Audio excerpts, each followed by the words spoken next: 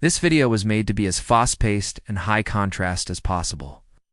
If you have photosensitive epilepsy or are prone to seizures from flashing lights, do not watch this video. Viewer discretion is advised for anxiety and stress due to the nature of this video. Trigger warning for discussion of mental health struggles. We're all familiar with the term broken heart, but what about a broken mind? It's impossible to understand the complexity of our thoughts unless we literally break open our skulls and take a look at our brains. Sometimes it can feel like your mind is working against you, especially when it comes to mental health. There's a battle that rages within us every day, a war between the brain and the body. Your physical self may betray you as you age, but it's the one thing that you have to listen to, because without it, you literally can't live. Your mind can also betray you, though. Sometimes it feels like your brain isn't yours at all, like it belongs to someone else. When that happens, you have to fight back against your own thoughts in order to survive. Today, we'll explore that conflict and examine how the most terrifying monsters may live inside our own heads. Here's something that I find really fascinating about the human body. The left side controls the right side, and the right side controls the left side. It seems simple enough when you think about how our body moves, but it goes deeper than that. Every organ is affected by this phenomenon, even our brain. Our left brain controls the right half of our brain. This fact has been known since ancient times, and even ancient healers would target the left side of the head to cure illnesses. Some believe that these ancient treatments were the origin of acupuncture, but that's a whole other story. How does this apply to the concept of our body betraying us? Well, you could argue that when your mind is working against you, it's your left brain controlling the rest of your body and making it turn on you. That idea makes sense given that the left side of the brain is responsible for logic and critical thinking. One way that your brain can turn on you is through stress. We all get stressed from time to time, but when that stress becomes chronic, it can make your body physically turn against you. In extreme cases, stress can lead to something called a cortisol awakening response, which causes your heart to race and your body to shake in reaction to stress. But too much stress for long enough can cause permanent damage to your body. For example, cortisol is a hormone that gets released into your bloodstream during stress. When you experience a traumatic event, your body will produce a surge of cortisol along with adrenaline. Both of these hormones put your body on alert and prepare you to either fight or flight. But that's only if the stress is temporary. If the stress is constant, your body will begin to suffer. The cortisol will weaken your immune system, making you more susceptible to illness. So in a way, your own brain is actively working to destroy your body. But what about more mental ailments such as depression? Let's take a closer look at the brain to see how mental health can affect your body. First, let's examine some split anatomy. Here we have a face split in two down the middle. On the left side is a human face. If we take a look on the right side, we can see the brain that sits just behind that face.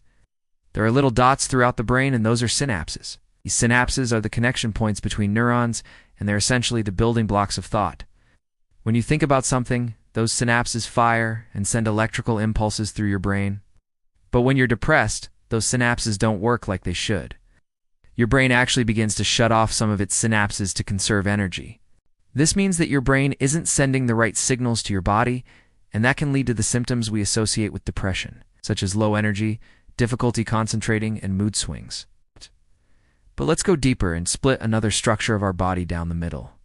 This time, we'll look at a skeleton, right down the center. On the left side is a human skeleton, and on the right side is the heart, which sits just behind the skeleton. Hearts are pretty fascinating organs. They're one of the most important parts of our body because they keep us alive. Without our heart pumping blood into our bloodstream, we wouldn't be able to think, move, or do anything at all. Hearts are pretty complex, but they basically work by squeezing and relaxing to move blood around our body. The squeezing is done by cardiac muscle cells, which have a special protein called cardiac troponin. When your body senses danger, adrenaline gets released into your bloodstream. Adrenaline tells your heart to pump faster so that your body can react quickly to whatever threat you perceive. But when your mind turns against you and you experience chronic stress, that adrenaline rush can be constant. Because of this, your cardiac troponin will be forced to work overtime, causing your heart to pump faster and harder than it should. Over time, that added strain can cause damage to your heart, leading to heart disease and even heart attacks. Let's take things up another notch by putting these two split anatomies together. On the left side, we'll have the face with its firing synapses. On the right side, we'll have the heart with its overworked cardiac troponin. When your mind turns on you, your synapses will fire erratically, sending messages to your heart that it can't understand. Those misguided messages can cause your heart to beat erratically too. And that's why people who have severe mental health issues often have heart problems too. It's almost like the two sides of your brain are turning on each other. As you can see, your mind can turn on your body in multiple ways, altering the way your brain communicates with your body to affecting the way your heart pumps blood. The human body is incredibly complex. And sometimes the best way to understand how it works is to cut it open and take a look at the pieces. Here's another fascinating split anatomy. On the left side, we'll have the brain once again, except this time we'll remove the skull and expose it to show the cortex. The cortex is the outer layer of the brain, and it's responsible for higher-level functions such as language processing and reasoning. On the right side, we'll have the skeleton once again, but this time we'll remove the rib cage and expose the lungs. Lungs are vital organs that allow us to breathe. They take in oxygen and release carbon dioxide, which is a waste product of cellular metabolism. What do the brain and the lungs have in common? Well, both structures rely on gases to function. Cortex needs oxygen to fire its neurons, and the lungs need oxygen to deliver to the rest of the body. But what happens when your mind turns against your body? Well, sometimes it can affect your breathing. When you inhale, your diaphragm and all of your abdominal muscles contract. This contraction increases the pressure in your chest cavity, forcing air out of your lungs. But some people can't control their breathing. When that happens, you can end up taking deep breaths very rapidly, which can eventually cause you to pass out from lack of oxygen. That's why people who struggle with anxiety often hyperventilate. Their brain is turning on them, and their body reacts uncontrollably. But now we need to add another layer to this conflict. Let's bring back that heartbeat we heard earlier. In addition to beating, your heart also produces an electrical signal that tells the rest of your body to follow its rhythm. When your brain is at war with itself, that electrical signal can be disrupted. And that's where the glitch effect comes in. Here's a video of a person's heartbeat sped up 125,000 times. Isn't it fascinating? The tiny electrical pulses generated by your heart control your body, but they're also what's responsible for the human experience. Every single living thing on this planet experiences life through electrical signals. So in a way, we're all connected by our hearts. When your mind is at war with your body, those connections can be severed.